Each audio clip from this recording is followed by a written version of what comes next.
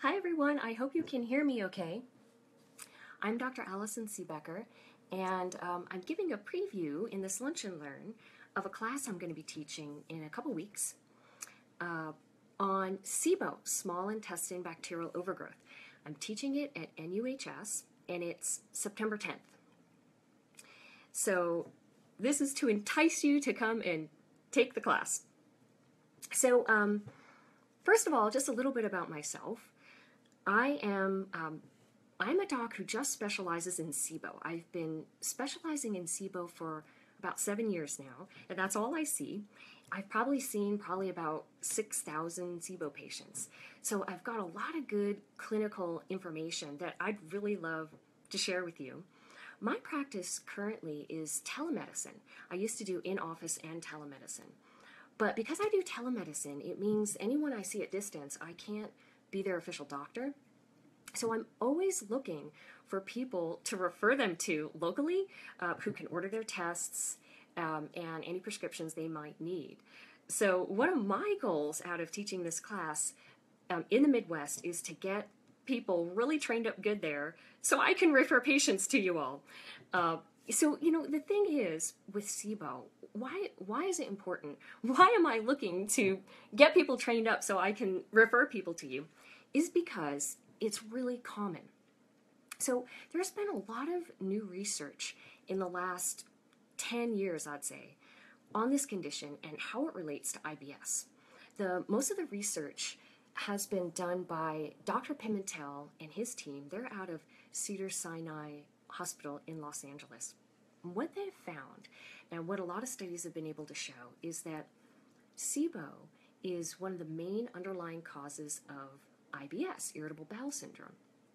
So irritable bowel syndrome is the most common gastrointestinal disorder in the whole world, actually. It affects up to around 20% on average of whatever country's population we're talking about. That is a really vast number.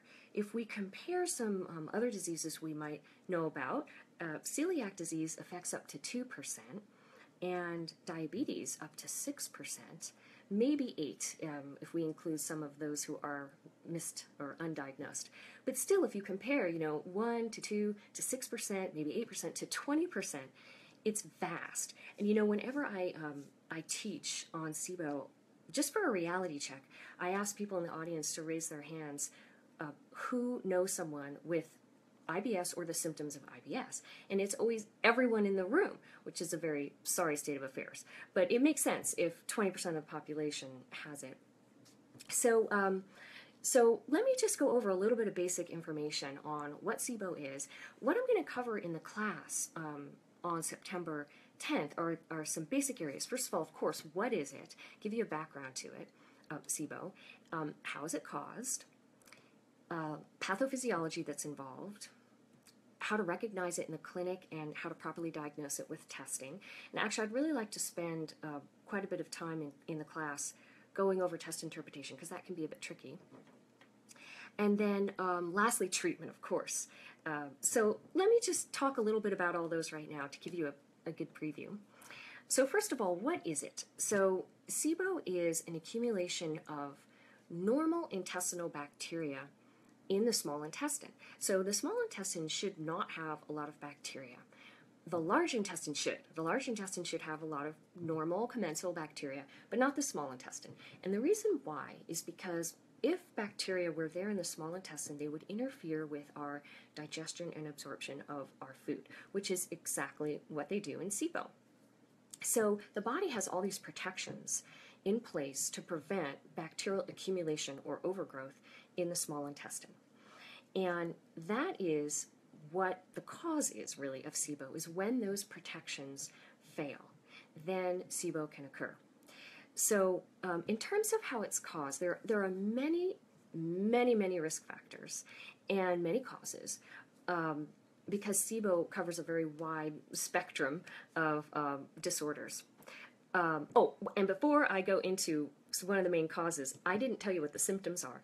The symptoms of SIBO are the same as the symptoms of IBS, and those are abdominal bloating, constipation, diarrhea, or a mixture of the two, and abdominal pain or discomfort.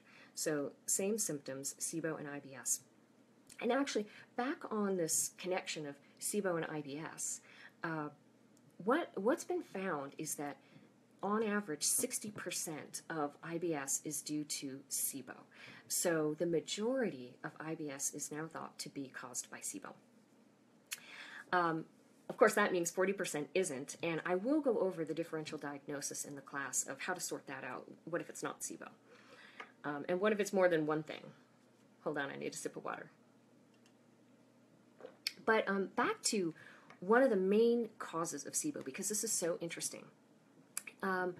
It's now been figured out that one of the main causes is food poisoning. Food poisoning is also known by the names of traveler's diarrhea and stomach flu, and medically, acute gastroenteritis.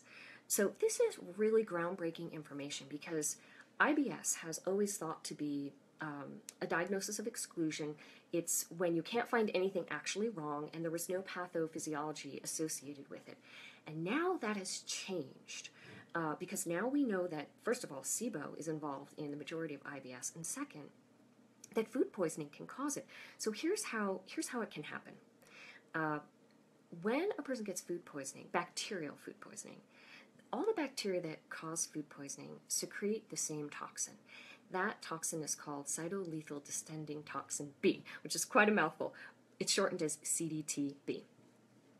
This toxin looks really similar to a protein on one of our small intestine nerve cells. Those nerve cells are called the interstitial cells of Cajal. We're going to go over all of this in class so you don't need to memorize all this right now. And the protein on them is called vinculin. So the toxin looks similar to vinculin in our bodies, in our small intestine nerves, and through an autoimmune process, through the fact that they look similar, our own immune system can now damage those nerve cells. Those nerve cells are responsible for creating this particular type of motility in the small intestine that's called the migrating motor complex. And that is one of the main protections we have against getting SIBO, or bacterial accumulation in the small intestine. So this is fascinating information because what can happen is we can do an autoimmune damage to the nerve cells. It slows the motility in the small intestine, just in the small intestine, and then bacteria can accumulate. And this has been all proven by studies in the last 10 years. Fascinating information. There's actually a new test that can test for this. That test is called IBS Check. It's available from Commonwealth Labs. And we'll go over that and its interpretation in the class as well.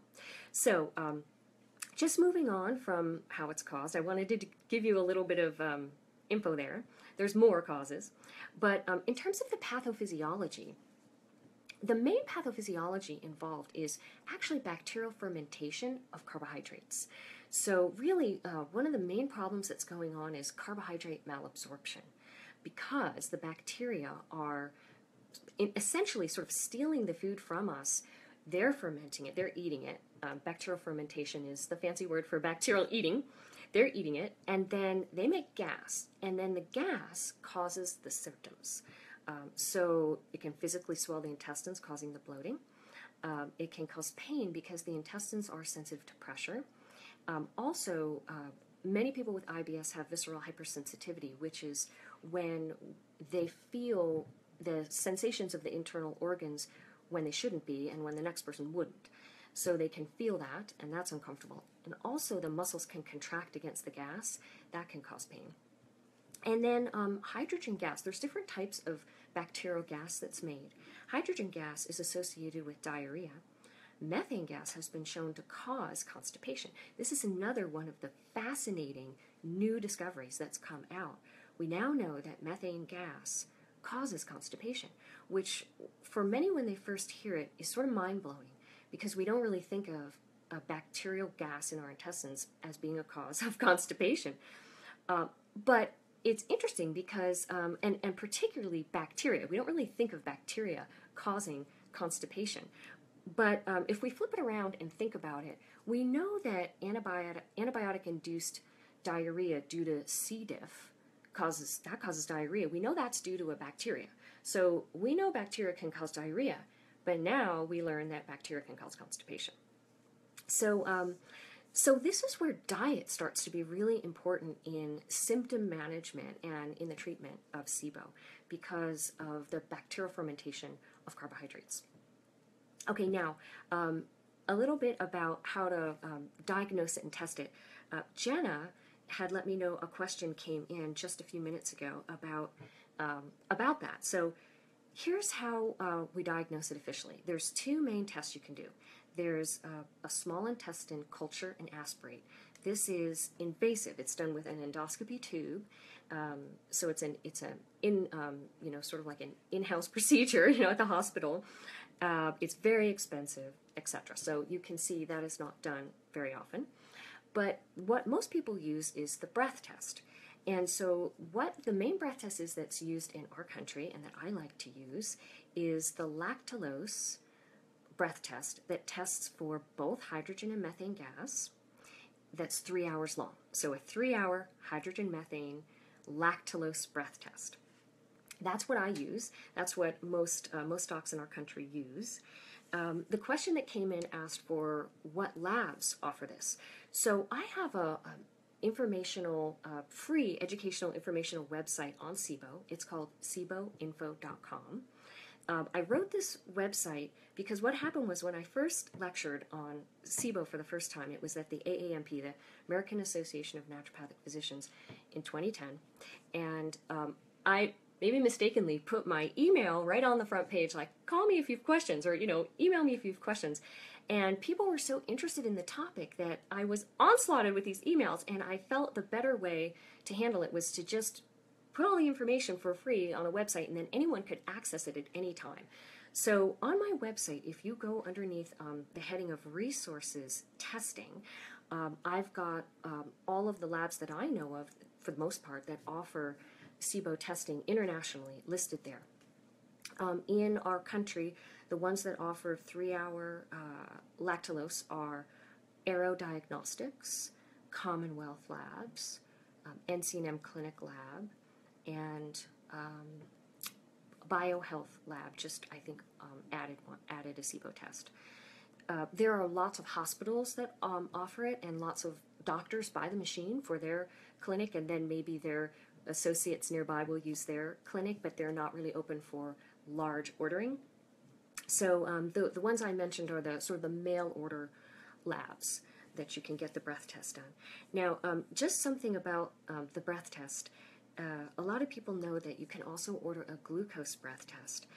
So I'd just like to take a second and talk about the difference between glucose and lactulose for diagnosing SIBO. So glucose breath test, the deal with glucose is that bacteria love to eat glucose. Everybody likes to eat glucose. All cells like glucose, all living creatures.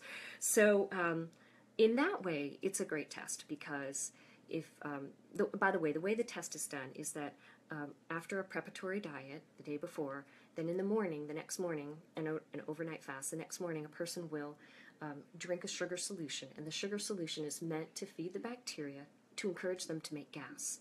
And then breath is sampled over 2 or 3 hours, and I prefer the 3-hour test. And in the breath, we try and get the gas, the hydrogen and the methane that bacteria make. Only bacteria make hydrogen and methane gas, so if we see it, we know that they were there. And we use the timing of the test to figure out if the gas was made in the small or the large intestine. That's why the 3-hour is really important, because we need some sense of the large intestine too. So glucose, the problem with glucose, bacteria eat glucose, but the problem is that we consume it too. We absorb it. So it absorbs within the first 2 feet of the small intestine, 2 to 3 feet of the small intestine. Therefore, it can only diagnose SIBO in the first 2 to 3 feet of the small intestine. And many, many people, the majority of people, have SIBO lower down. The small intestine is like 18 feet long, so we're missing a substantial amount of small intestine with the glucose test. Now, if you run a glucose test and it's positive, great. But if you run a glucose test and it's negative, you then have to go on and do the lactulose because you're missing the largest portion of the small intestine. It hasn't been tested.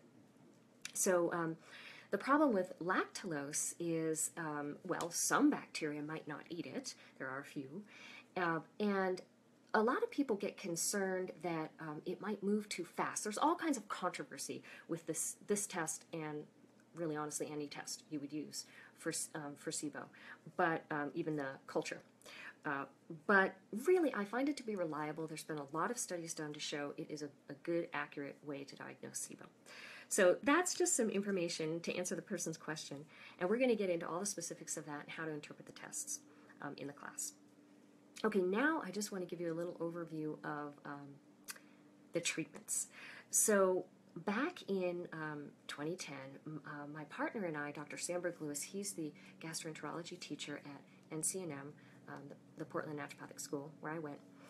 He and I together made a variation of Dr. Pimentel's treatment algorithm. What we did was we included diet and herbal antibiotics into Dr. Pimentel's algorithm for SIBO. So I'm going to be going over that algorithm with you in detail so you have a framework of how to treat SIBO. But let me just tell you about the four main treatments. The four main treatments for SIBO are diet, antibiotics, pharmaceutical antibiotics, herbal antibiotics, and elemental diet. So just a brief bit on each of them.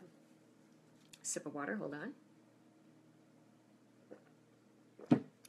With diet, there are anywhere from 5 to 7 sort of standard SIBO diets. And I typically, when I teach about SIBO, will talk about 5 of them, which is a lot.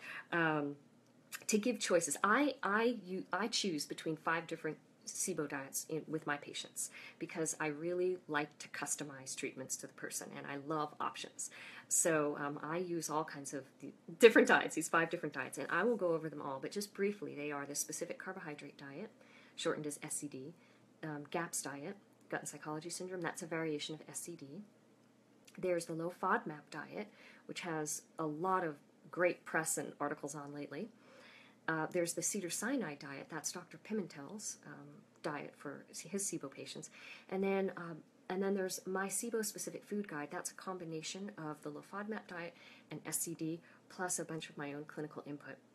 So those are the 5 main diets. What I find with diet is it's really good with helping with symptoms. I haven't found diet be able to treat SIBO in the way of get a person to a negative test. Unfortunately, I haven't found that. So I use diet in combination with the other 3 treatments. And then we always use it for prevention, for help with prevention of relapse. Okay, so then the pharmaceutical antibiotics, there are really 3 main ones we use. Rifaximin, which its brand name is called Xifaxan, and then metronidazole, which is also called Flagyl, and neomycin. Those are the 3 we use. Rifaximin is used in all cases of SIBO, and then you add the neomycin or the metronidazole to the rifaximin when a person has constipation or methane gas.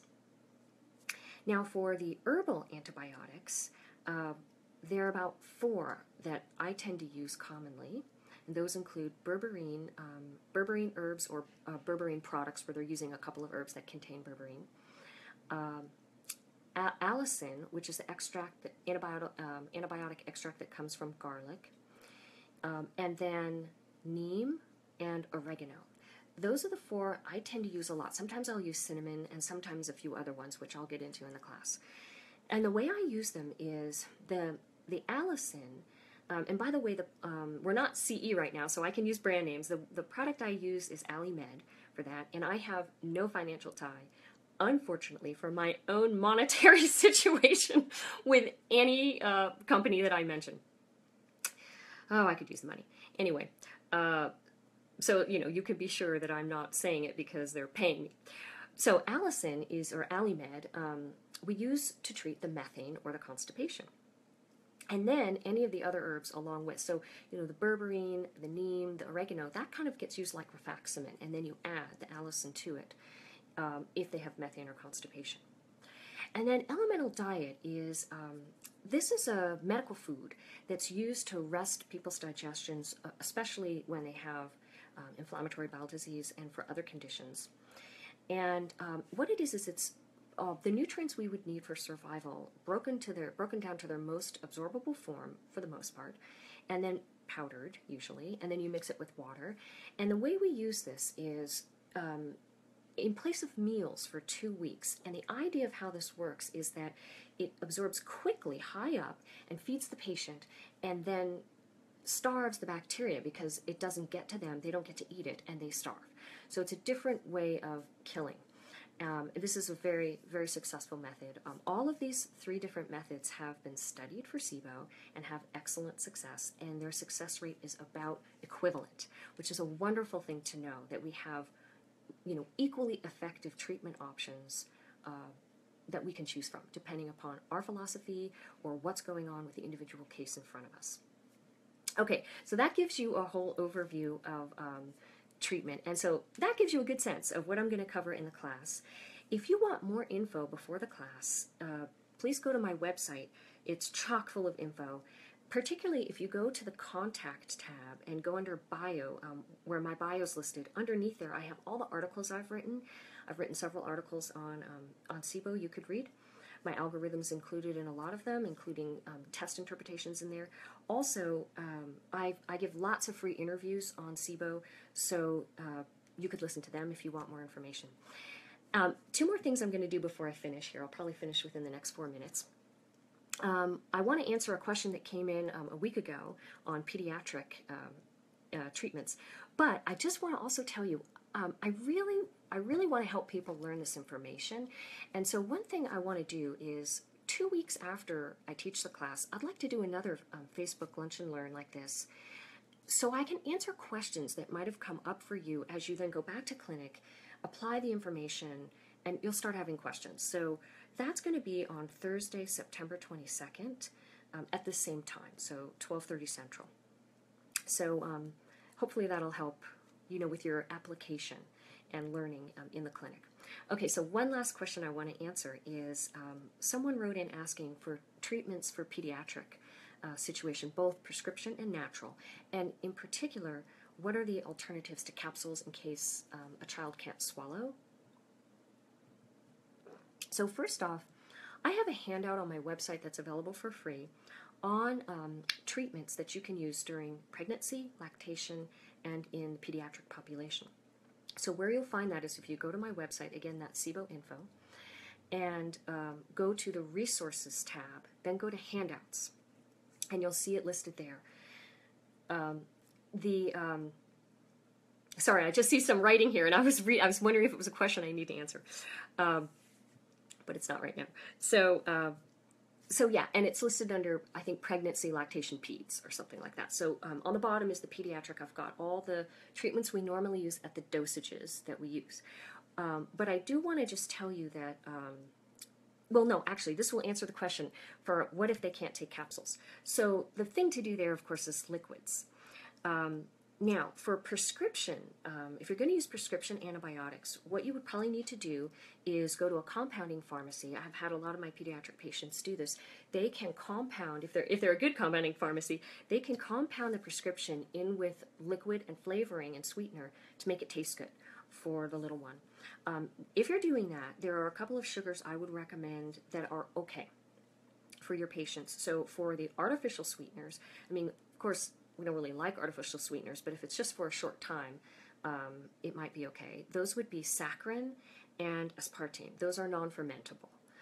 And then for the natural sweeteners, actually table sugar, so sucrose, tends to not be very fermentable for most people with SIBO, and clover honey. Clover honey is, in my testing of my patients, I found that to even be acceptable to those with fructose malabsorption, but it has to be clover honey. So that's how you could do it for prescriptions. Now for herbs, the thing to do again is get liquids, and if you can, get a glyceride. So one formula that we've used a lot in our pediatric population and seen it work well is called biocidin. I find this works better in the pediatric population than in the adult population for SIBO. Often. I find in the adult population it can sometimes help with prevention of relapse. I'll tell you where we can apply that when we do the class. It's kind of a specific situation. So biocidin's an option. That's in a glyceride. And also there you can get berberine herbs in glycerides like golden seal and Oregon grape. I don't know if you can get oregano in glyceride. You might be able to, actually. It's still going to taste strong, though. So the other suggestion is, with any liquid they are taking, to hold the nose. That stops the taste, So just like this, and then take it down. And chase it with something like water or juice. Okay, and then for elemental diet is usually drunk in a liquid form. So, but the good news is that there is now a good tasting one that's been out. Since this isn't CE, I can tell you the brand. It's Integrative Therapeutics has just come out with a good tasting elemental diet, and it's called Physician's Elemental Diet. Now, if you are not using, that's flavored, they have it flavored. So if you're not using a flavored one, like the one that the study used for SIBO was Vivinex Plus, you can add flavoring to it. The way that that was traditionally done, it was packaged with a flavoring packet. I don't think they offer that anymore. But what it really was Crystal Light. Now, Crystal Light, none of us are going to think is very natural or acceptable. Once again, if it's just for 2 weeks, maybe it's okay. So if you go to the store, you can buy different flavors of Crystal Light. I've also had I see SIBO patients of large spectrum. Some are not that serious or severe, and some are extremely severe and serious, depending upon the underlying conditions and the comorbidities. So I've actually had some children do an NG tube of nasogastric tube of elemental diet. I wasn't actually the prescribing doctor on the NG tube. It was, it was a doctor with hospital rights, but we were able to arrange that and had great success. So it depends on, I don't know what kind of spectrum of patients you're going to see, but I wanted to give you a full answer on that. So that's it. That's the end of my answer to the pediatric question. And I went a few minutes over what I thought, but we're still under 30 minutes. So I think I'll wrap it up here. I hope to see you I see one more question here. What is the youngest case of SIBO I've seen in practice? I'll answer that. I think the youngest I've heard of is from birth, actually, due to anatomical malformations or due to basically something with motility, genetic anatomical circumstances. But the youngest I've treated is about 2, 1.5, probably. Okay, so now I'll stop. And I hope to see you all at the course. And if you won't be there in person, you'll be on webinar. And I'm really looking forward to it. So thanks, everyone. Bye.